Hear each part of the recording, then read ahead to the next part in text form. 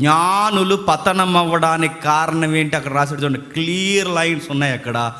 వాక్యమును నిరాకరించారు. సొలొమోను పతనం అవ్వడానికి కారణం ఏంటి చెప్పండి? వాక్యము నిరాకరించాడు, ఆజ్ఞను నిరాకరించాడు. డైలీ చదువుకోవడానికి బైబిల్ ఆయన రాజరికపు పట్టాభిషేకం తీసుకున్నప్పుడు ఇచ్చిన బైబిల్ని పక్కన పెట్టేశాడు. ఎప్పుడైతే బైబిల్ని ఆయన పక్కన పెట్టాడో, వాక్యాన్ని నిరాకరించాడో, ఆ రోజే ప్రారంభమైపోయింది ఆయన పతనం. వాక్యంలో నుండి దేవుడు నిన్ను గద్దించినప్పుడు లెక్క చేయకుండా వెళ్ళిపోతున్నావా? నేను మళ్ళీ చెప్తున్నాను, సొలొమోను పతనాన్ని నీ లైఫ్లో కూడా చూస్తా, గుర్తుపెట్టుకో. ఇంగ్లీష్లో ఒక సామెత ఉంది, తెలుగులో ఎలా చెప్తారు, ఏమని చెప్తారు తెలుసా? వెలుగును నువ్వు తృణీకరిస్తే ఒక రోజు అది ఉరుమై నీ మీదకి వస్తాడు, గుర్తుపెట్టుకో. వెలుగును తృణీకరిస్తే ఒక రోజు ఆ వెలుగే నీ మీదకి ఉరుమై వస్తుందట. ఆ రోజు నిలబడలేవు, మాడిపోతావు, గుర్తుపెట్టుకో. వాక్యం అనే వెలుగును తృణీకరించడం స్టార్ట్ చేసావో అదే ఉరుమై ఒక రోజు మీద పడుతుందేమో అనుకుంటున్నావు. సొలొమోను పాడయ్యాడు. ఎందుకు పాడయ్యాడంటే, ఇదిగో వాక్యాన్ని నిర్లక్ష్యం చేసినందుకు పాడయ్యాడు. మొదటి సమూయేలు గ్రంథం చూడండి, మొదటి సమూయేలు గ్రంథం 15వ అధ్యాయం. కొంచెం రిఫరెన్స్ ఎక్కువ ఉంటే త్వరగా చూడండి. మొదటి సమూయేలు గ్రంథం 15వ అధ్యాయం 23వ వచనం చూడండి. మొదటి సమూయేలు గ్రంథం 15వ అధ్యాయం 23వ వచనం. సోదె చెప్పుటాను పాపముతో సమానము.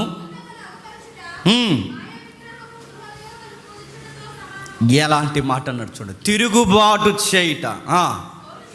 సోదు చెప్పను పాపముతో సమానం. ఎలా తిరుగుబాటు? వాక్యం చదవకపోవడమే తిరుగుబాటు. గృహదేవతలను పూజిస్తున్నది ఎంత పాపమో, ఆజ్ఞను పాటించకపోవడం కూడా అంతే పాపం. సొలొమోను గారు పాడవడానికి కారణం నేను మళ్ళీ చెప్తున్నాను, వాక్యాన్ని పట్టించుకోవడం మానేశాడు. ఎప్పుడైతే వాక్యం మనం చదవమో, గుర్తుపెట్టండి, వాక్యపు నడిపింపు ఎప్పుడైతే మనం కోల్పోతామో, వాక్యాన్ని ఎప్పుడైతే మనం చదవడం మానేస్తాం, వాక్యం నడిపించకపోతే మరి ఏమి నడిపిస్తుంది? సొలొమోను గారిని ఏమి నడిపిస్తుందో తెలుసా? సొలొమోను హృదయం అనే సింహాసనం మీద కామము మోహము మీదకెక్కి కూర్చొని అవే సొలొమోను నడిపించాయి. ఆయన వాక్యాన్ని ఎప్పుడైతే చదవలేదో మోహము నడిపించింది, ఆయన్ని కామము నడిపించింది. కామ త్వరత గలవాడే అనంది బైబిల్లో.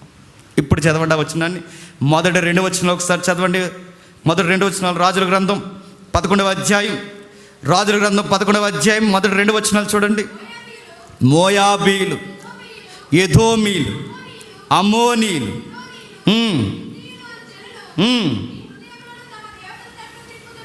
నీ హృదయములను వారు తమ దేవతల తట్టు తిప్పుదురు గనుక వారితో సహవాసము చేయకూడదని, వారు నీతో సహవాసము చేయనీయకూడదని యెహోవా ఇశ్రాయేలుకి సెలవిచ్చి ఉన్నాడు.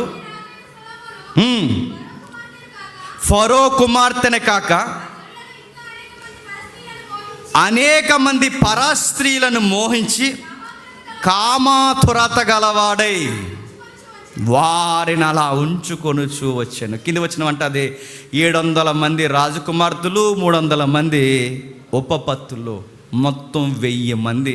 నేను అడుగుతున్నాండి, వాక్యము చేత నడిపింపబడి జ్ఞానే వాక్యం చదవడం మానేస్తే వాక్యం నడిపింపు పోయింది, కామం నడిపించడం స్టార్ట్ చేస్తుంది. వాక్యం నడిపింపు పోయింది, మోహం నడిపించడం స్టార్ట్ చేసింది. ఆ మోహం ఎక్కడి నుండి నడిపిస్తుందంటే అది హృదయం అనే సింహాసనం మీద కూర్చొని నడిపిస్తుంది. అందుకే ఆ వచనాల్లో పదే పదే వాడిని పదం చూడండి. 2వ వచనంలో ఏమంటున్నాడు చూడండి. 2వ వచనంలో కామాతురత గలవాడే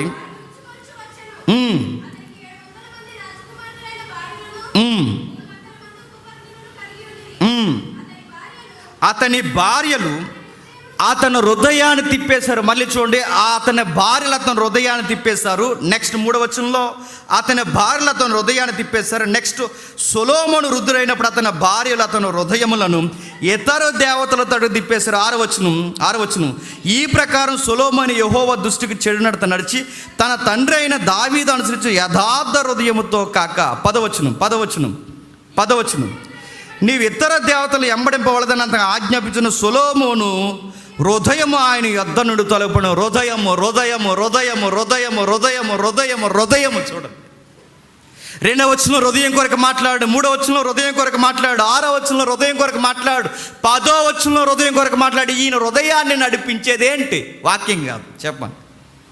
కామం, ధనం, పేరు, సుఖము, భోగాలు, పేరు ప్రఖ్యాతులు, గిఫ్ట్లు, బహుమానాలు, సామాన్యులు, భక్తి లేనోళ్ళు, వీళ్ళందరూ సొలొమోను నడిపిస్తున్నారు. ఎందుకు ఈ జ్ఞాని ఇలా అయిపోయాడంటే బైబిల్ మరలా చెబుతుంది, ఈ మనిషి వాక్యం చదవడం మానేశాడు, వాక్యం నడిపింపిపోయింది, హృదయం ఆయన నడిపిస్తుంది. ఆ హృదయం అనే సింహాసనంలో ఏమి కూర్చున్నాయి? కామం కూర్చుంది, మోహము కూర్చుంది. ఆ మోహము కామము ఎప్పుడైతే కూర్చుందో అవే ఆయన నడిపిస్తున్నాయి. తెచ్చుకో ఆవిడ బాగుంది, తెచ్చుకో ఈవిడ బాగుంది, తెచ్చుకో ఈవిడ బాగుంది. ఎంతమంది ఆ కంటికి కావాలనిపించారో అంతమంది తెచ్చుకుని పెట్టుకున్నాడు. ఏమని రాస్తున్నాడు చూడండి, సామెతల గ్రంథం 4వ అధ్యాయం, సామెతల గ్రంథం 4వ అధ్యాయం 20 వచనం చూడండి. 4వ అధ్యాయం 20 వచనం, 4వ అధ్యాయం 20 వచనం. నా కుమారుడా, నా మాటలు ఆలకించు, నా వాక్యం కొరకు నీ చెవి యొగ్గుము, నీ కన్నుల యొద్ద నుండి వాటిని తొలగిపోనొయ్యకుము, నీ హృదయమందు వాటిని భద్రం చేసుకో, అప్పుడు నీ హృదయం తొలగిపోకుండా ఉంటుంది. కన్నులు ఎదుట వాక్యం పెట్టుకో, చెవుల దగ్గర వాక్యం పెట్టుకో, నీ ఎదుట వాక్యం పెట్టుకో. నువ్వు లేచినప్పుడు, కూర్చున్నప్పుడు, ఎక్కడికి పోయినా వాక్యము వాక్యము వాక్యం వాక్యం అని పెట్టుకో, బాగుంటావు. లేదా నీ పతనం అయిపోయిన హృదయం నేను పాటించడం స్టార్ట్ చేస్తుంది, గుర్తుపెట్టుకో. నేను మళ్ళీ చెప్తున్నాను, బైబిల్ హృదయం కొరకు చాలా ఘోరంగా మాట్లాడింది. బయట హృదయం కొరకు చాలా బ్యూటిఫుల్గా మాట్లాడతారు, బయట సాంగ్స్లో బ్యూటిఫుల్గా మాట్లాడతారు. సాంగ్స్లో ఏమంటారు? హృదయాన్ని బ్యూటిఫుల్, వండర్ఫుల్, నెక్స్ట్ అందమైనది, పవిత్రమైనది నా హృదయము. ఎన్ని పాటలు ఉంటాయో, కానీ బైబిల్ ఏమందో చెప్పినా వండర్ఫుల్ అనలేదు, బ్యూటిఫుల్ అనలేదు, అందమైనది అనలేదు, పవిత్రమైనది అనలేదు, ఏమీ అనలేదు. బైబిల్ ఒకే మాట అందే, ఫాల్ ఇన్ యువర్ హార్ట్. పతనమైపోయిన హృదయం అది ఘోరమైన వ్యాధి కలది. బైబిల్ ఇంకో మాట అంది, నరుల యొక్క హృదయములోని ఆలోచనలు ఎల్లప్పుడూ ఎల్లప్పుడూ చెప్పండి కేవలం చెడ్డవి. ఆ హృదయానికి కళ్ళమేసి ఆపేది ఒకే ఒక్కటి, చెప్పండి, వాక్యము. దాన్ని చదవలేక తిరగలేదంతే. నువ్వెన్నంటే చెప్పు, నువ్వెన్నంటే చూడు, నువ్వు ఎంతమంది భక్తుల చరిత్రలైన చదువు, ఎన్ని వ్యాఖ్యానాలైనా చదువు, కానీ వాక్యం చదువు. నువ్వు వాక్యాన్ని చదవకపోతే అది చాలా డేంజర్.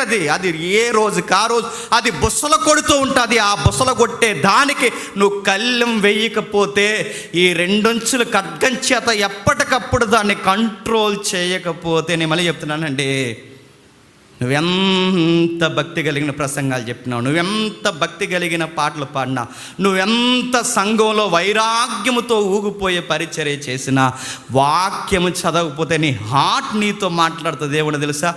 పర్లేదురా అంటుంది, పర్లేదురా అంటుంది. ఇలా పాడుతారట. ఎవరో కన్న చెప్తుంటే భలే చెప్పాడు, మొట్టమొదటి వార్తలే చూస్తామంట టీవీలో, ఆ వార్తలతో పాటు అడ్వర్టైజ్మెంట్లు చూస్తామంట.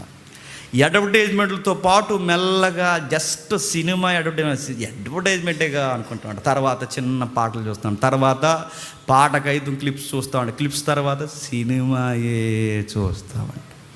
కలిమేస్తుంది, అది గుర్తుపెట్టుకో. మెల్లగా మెల్లగా మెల్లగా మెల్లగా మెల్లగా లాగుతుంది. ఆయనకి చెప్పాడు కలిమే అని. చాలా మంది చెప్తారండి, వాక్యం గురించి మాట్లాడుతున్నప్పుడు వారి మాటల్లో ఇలా అంటారు, నేను అప్పుడప్పుడు బైబిల్ చదువుతాను, నేను మళ్ళీ నేను అనుకుంటాను, అప్పుడప్పుడు బైబిల్ చదువుతాను, నీకు అప్పుడప్పుడే భక్తి ఉంటుంది అనుకుంటాను, అలా మాట్లాడను. వాక్యం చదవాలి, వాక్యం చదవాలి. ఒక ఉదాహరణ చెప్తాను చూడండి. పెళ్లి చేసుకోవాలన్నా, ఇల్లు కట్టుకోవాలన్నా ఏదైనా కోరుకుంటుంది కానీ హృదయానికి. పెళ్లి చేసుకోవాలని కోరుకుంటుందండి, పాపమేం కాదండి. పెళ్లి చేసుకోలేకుండా చేసుకోండి. ఇల్లు కట్టుకోవాలన్నా కోరుకుంటుందో ఉండదో చెప్పండి? ఉంటుంది. హృదయానికి ఉండబట్టి ఎన్ని ఫీలింగ్స్ ఉంటాయో, కొన్ని ఎక్స్ట్రీమ్ ఫీలింగ్స్ ఉంటాయి. చెప్తే ఇంకెవడో మన పక్కన ఉండు, ఇంటికి వెళ్ళిపోతారు. చాలా ఫీలింగ్స్ ఉంటాయి ఇందులో. పెళ్లి చేసుకోవాలి ఉంటుంది, ఇల్లు కట్టుకోవాలి ఉంటుంది, కాస్త డబ్బులు దాచుకోవాలని ఉంటుంది. ఇవి తప్ప అండి? పెళ్లి చేసుకోవడం తప్ప? కాదు. ఇల్లు కట్టుకోవడం తప్ప కాదు. డబ్బులు దాచుకోవడం తప్ప కాదు. కానీ విషయం ఏంటి చెప్పనా, నీ ఇల్లు కట్టుకోవడం, పెళ్లి చేసుకోవడం, డబ్బులు దాచుకోవడం ఎప్పుడు తప్పైపోద్దో చెప్పనా, ఆ హృదయంలో నుంచి దేవుని ఎప్పుడైతే నీ కోరిక పక్కన పెడతాదో ఆ రోజు స్టార్ట్ అవుతుంది నీ పతనం. గుర్తుపెట్టుకో.